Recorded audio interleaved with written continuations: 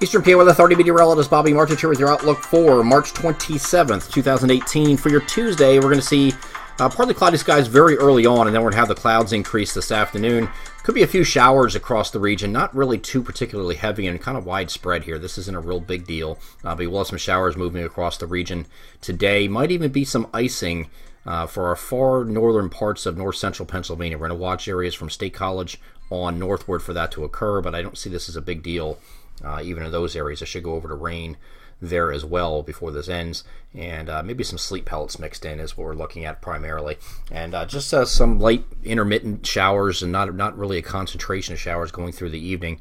But the NAM has been a little bit more aggressive with this, and I'm going to show you that now. This is the NAM 3-kilometer high resolution version, and you can see at 1 p.m. some showers moving in, but you can see all this purple right here. This is some wintry precipitation. There's a cold wedge that's being modeled just west of the Appalachians here, or over the mountains. So you could have some light freezing rain out in these areas, but this, of course, is west of our coverage area. We stop here at State College. We are going to have to watch for these areas right in here, though.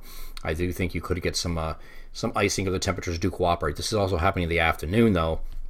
So even if temperatures are marginal, you start dealing with the late March stuff here, so it's going to be difficult for anything to accrue, but we'll keep an eye on it just in case. Here's 2 p.m., 3 p.m. You can see State College is pretty close to that, or the Center County area and areas to the north. We do not cover these counties right here, so we cover over in this direction here. So we're going to keep an eye on these locations for a possible icing, probably mixing with sleet or maybe some isolated freezing rain, and that would be on elevated surfaces most likely, because you're dealing with the March sun, so as long as the sun is out as far as behind the clouds and it's daytime, it's going to be difficult to get anything on the roadways here. So we'll keep an eye on this closely, but I don't think this is going to be a big deal for most areas.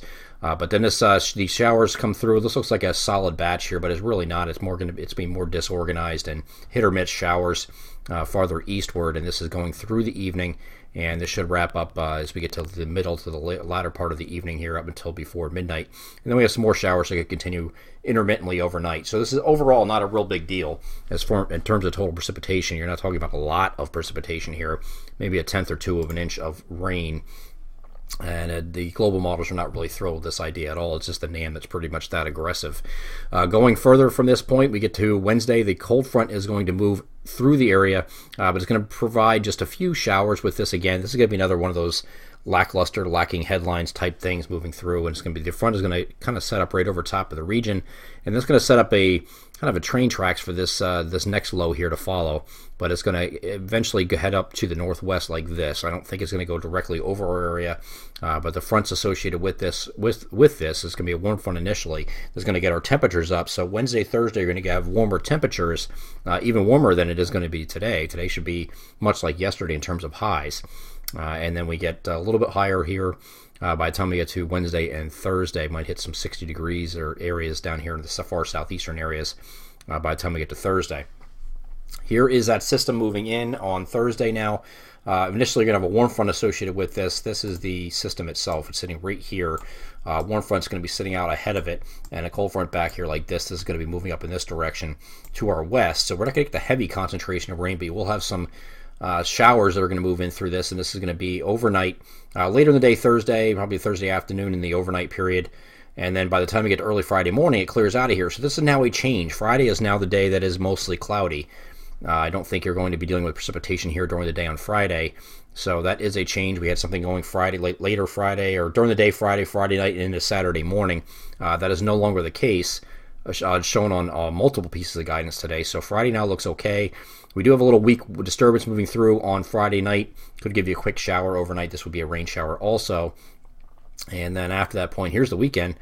Saturday's now dry. The entire day is dry. And that's, again, on multiple pieces of the guidance showing that. So that is a change. That would keep you dry straight through the weekend. Here's a look at Sunday.